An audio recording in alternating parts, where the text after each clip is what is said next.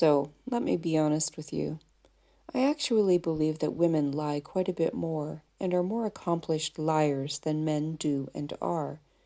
Does that sound sexist? Don't worry, I'll get into it. What I've said is more a comment on who holds the power in this world and the role that psychological survival mechanisms play in the power game, rather than any kind of attempt to tar and feather women. As you may have deduced, today's sweet little topic, the next in the alphabet series, is L is for lies. I considered other L possibilities, of course. I felt rather hell-bent on L is for liberated, complete with an exclamation point, for a while, and it's a topic that is worthy of discussion if you're interested in how the women's liberation movement gradually devolved into the mess that is male-centered L is for liberal feminism today. L is also for lesbians, which I've talked about here and there already. Labels, love, see my Love Equals Hate series, and language, and who controls it. But for some reason, lies rang true for me when I really thought about it. I'm not sure whether it was Annie Lennox's Would I Lie to You popping up randomly on my playlist, or accidentally running into sexist, racist, nails on chalkboard voiced Chris Rock's comment on lying and sex differences, but I knew I'd met my topic du jour. So let's dig down into societal prevarication and get down to the reality that is life. I've often felt that the world men have created is like a house of cards. It's fragile, susceptible to attack like a card house, which necessitates a shitload of ammunition in the form of literal violence and anti-woman language, and an even bigger shitload of lies as protection or mortar to prop the whole damn thing up. See my post on censorship, which is truth blocking and lies of omission, essentially, to get a sense of how dictatorships stay in place. Question the lies, and the physical and linguistic violence kicks in. The system of lies is so well constructed that women are often the most active in keeping it going, believing it or pretending to, and policing the behavior of other women and girls, especially their daughters. They have the most to gain from demolishing societal lies, and thus the barriers are high in fighting against them. It is easier to believe, follow, and perpetuate. And it is for this reason that I say that women are the most adept liars and lie most frequently. It's not that they're natural liars, it's that lying is a survival mechanism that men don't need. Men lie, and all women are aware of it, but because men hold all the power, they can lie unconvincingly and get away with it, as there aren't really any consequences. Telling the truth or failing to accept lies can have dire consequences for women and girls. Now, interestingly, research confirms this. Women lie more than men. But they don't really tell us why this might be, and that's where I come in. What they also tell us is that men are twice as likely as women to believe that they are good liars. Typical male overconfidence that you see with every ability they self-assess on. They are also much more likely to tell self-serving lies, to get laid, sympathy, money, etc. Women are supposed to be more likely to lie on behalf of others, but I would bet you a million golden feminist turds that women are more likely to lie for males, especially sons, male family members, and male friends, than for females. And in this way, the lies are self-serving. Serving the master gets them handmaiden benefits, or simply allows them a better chance at survival.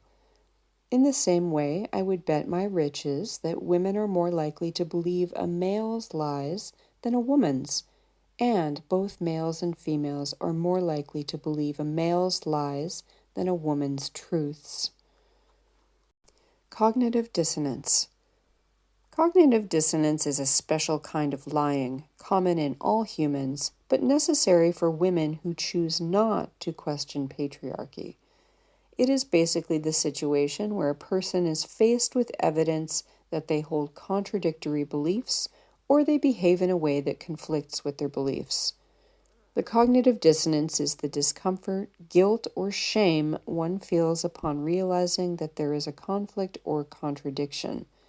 Dealing with the discomfort can lead to all sorts of fun behavior, including rationalizing or covering up the discrepancy, essentially lying to oneself and others. The thing is that many women don't realize that they have conflicting beliefs and behaviors. This is especially true of most women who call themselves feminists. The vast majority of feminists say they support women, but then center males in their feminism.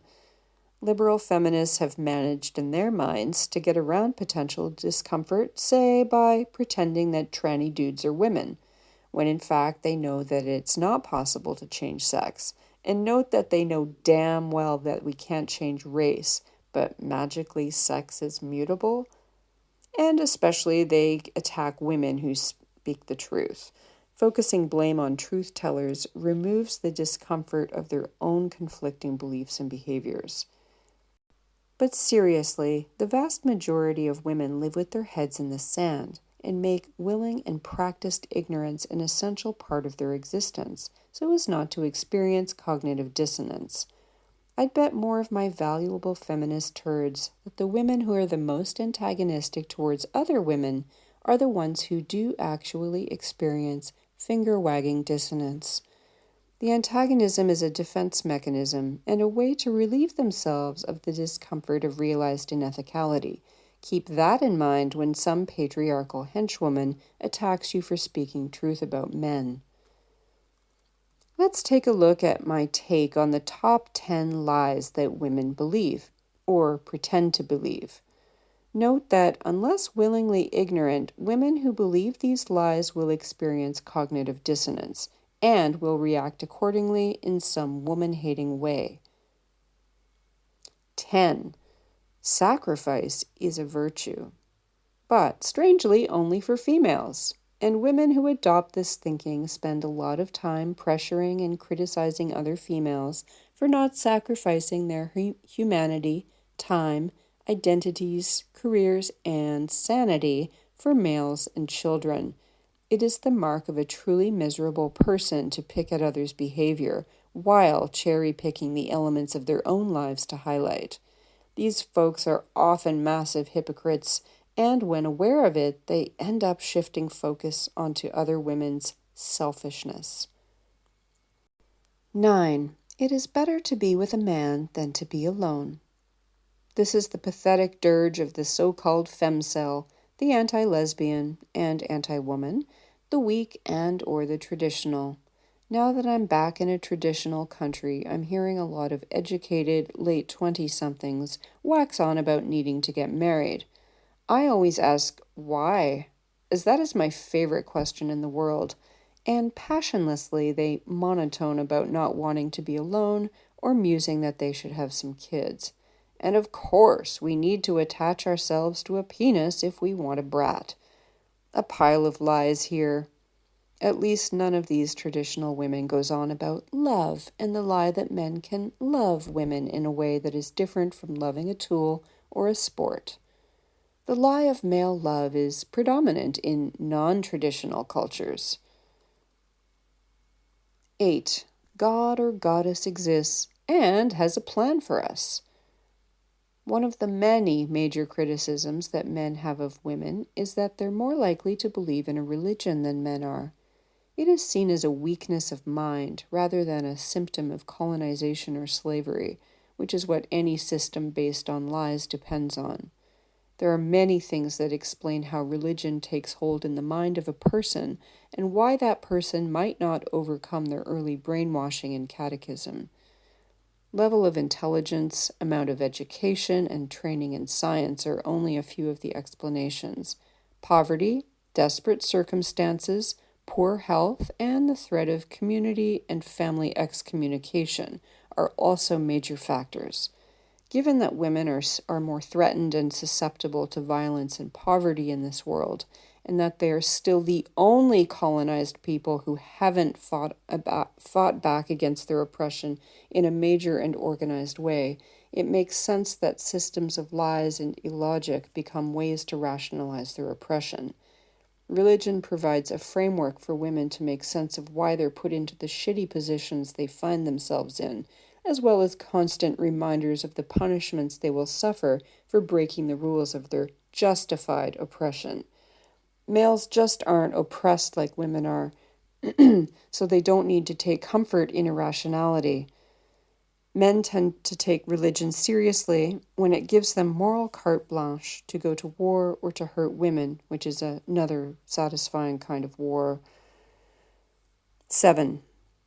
Women are biologically wired to seek out and enjoy subservience, abuse, and other sexy mistreatment. This lie is becoming more and more common in Western cultures, and perhaps Japan and other first world countries. And I see it as another attempt at backlash from men against women seeking to free themselves. Previously underground and alternative lifestyles that were seen as deviancy or perversions are becoming cool and mainstream.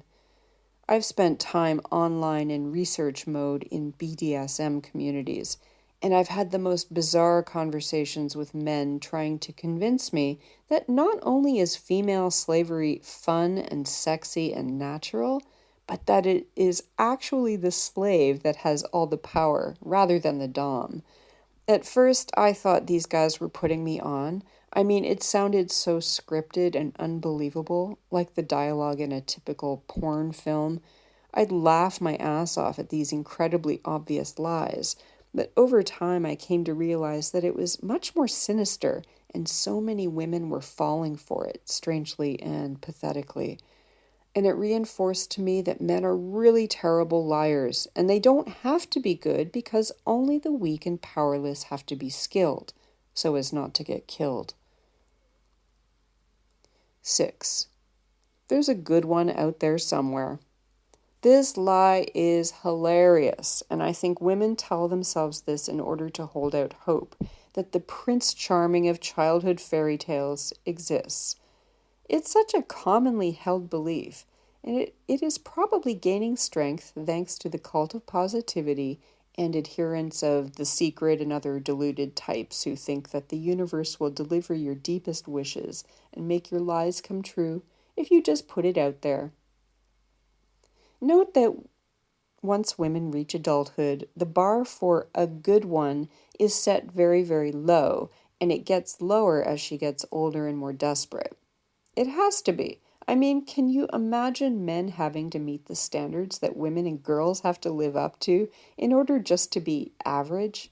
I've never met a woman who claims she has one of the good ones describe him in a way that convinces me that he is anything special. Half the time, women are lying about the feats of amazingness of said male and are withholding details about the shit he does the other 99% of the time.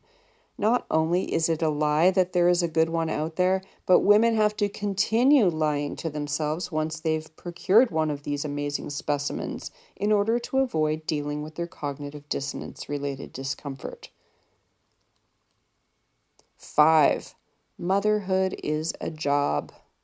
I'm going to try to restrain myself as I have a separate post in this series devoted to mothers.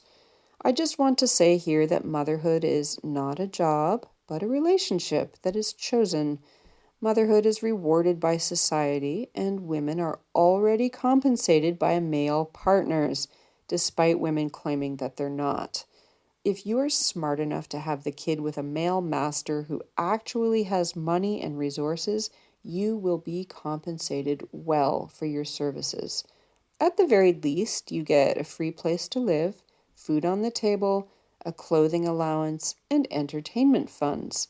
For the wealthier, you won't even have to do anything except fuck in return for your payment, because less fortunate women will be rented to take care of your offspring and do your cleaning. If you don't understand the game, then you probably have married a poor dude or a complete loser in some other way.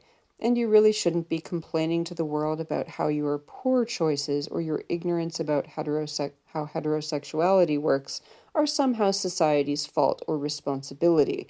Let's just say that complaining that you should be paid by society for choosing to bring a completely helpless and dependent creature into the world is ridiculous. Unlike with a real job, in the filial relationship that is motherhood, you can be stupid, unlettered, incompetent, lazy, and reference free, and you can't be fired even after you inevitably abuse your daughter and release another rapey boy into the world. Women who work actual jobs live under the constant threat of being fired, even when they're at the top of their field, and especially when they are threatening to male egos in the workplace. 4. Killing a pedophile, rapist, or woman killer doesn't solve anything and is morally wrong. You just sink to their level. First, eliminating a rapist or femicidal man can in no way be equated to raping or killing women because of male privilege. To sink to that level, you'd have to have some kind of power over a group. For women, that would be children or animals, perhaps, and then to sexually assault them. Now, women can't physically rape. Rape is solely a male crime. And or to kill them for no reason other than they are children or animals. And women generally don't do that kind of shit. Rather, killing predators of females, which all species of creatures except human females are allowed to do and actually do, solves a few important things, including removing a dangerous monster from the streets and preventing more innocent females from being destroyed by said monster. I think these two reasons alone more than justify execution. You don't, however, solve the problem of general, biological, wired, malicious male violence. To fix that, you have to remove the entire male sex to allow women and girls the peace and safety they deserve. The morality argument? Yeah, I love this. It's better for an innocent female to be raped or killed than it is for a male monster to be eliminated. While males came up with this illogic, many women wholeheartedly support the idea that a male monster has more value than a female victim. More females than males take to the streets to keep a rapist alive, and certainly more people rally to support a rapist than a rape victim. Again, the mark of a colonized and enslaved population in service to those who control them. 3. Males can be educated out of raping.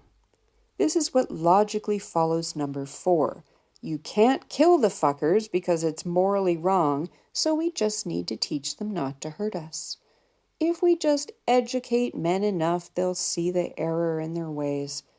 But wait, haven't we been doing this already and we know it doesn't work? Well, I guess despite thousands of years of males raping and killing females and women begging males not to do it, women just haven't found the right way to get the message across. So, either we haven't found the exact right way to access the tiny learning center in the male brain, or males are biologically wired to rape and destroy women. It's not the GD porn. Rape has been going on forever, and internet porn? A blip on the human timeline. I mean, get real. Some problems in the logic department for that one. Woo. 2. Women lie about rape. Oh, a lie about lying. Fun times. Statistics actually tell us that for all crime, including rape, the rate of false reporting is about the same, quite low. I think it's about 2%, if I remember correctly.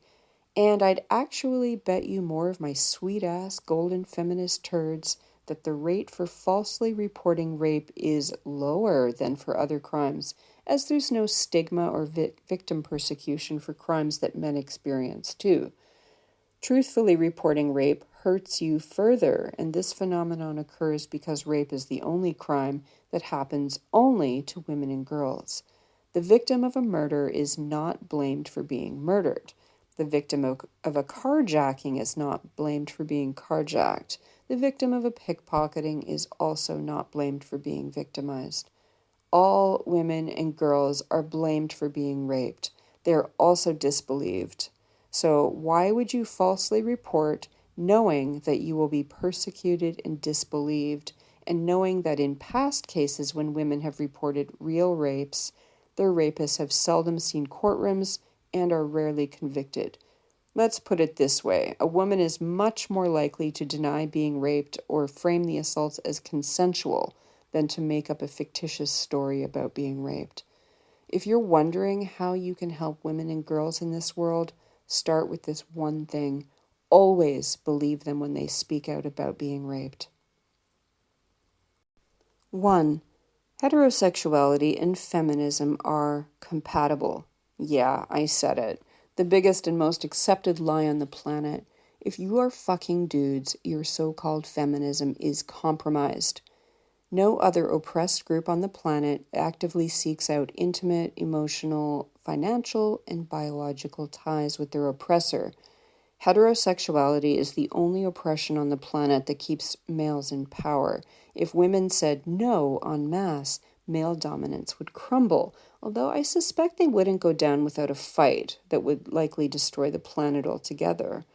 So, to avoid this harsh reality, women embrace a complex web of lies about their needs and wants and purposes. And with the cherry on top being that all of this subservience is a source of woman power. Attempts to shine a light on female oppression usually doesn't name the problem in its entirety and ends up being subverted anyway. For example, in all countries that bother to pretend to care about Women's History Month, it is usually either a month of silence or more concerned with racism or trannyism than misogyny. And it very seldom addresses uncomfortable truths or addresses the slavery aspects of women's history, or the slavery of women is taught to us as romantic or patriotic or a natural thing.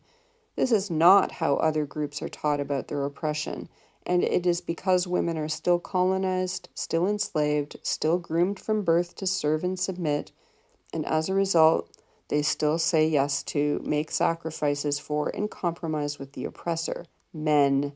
Imagine, if you will, that Black Americans had said they would continue to work the fields for white males as long as they could have better accommodation and, I don't know, sick days.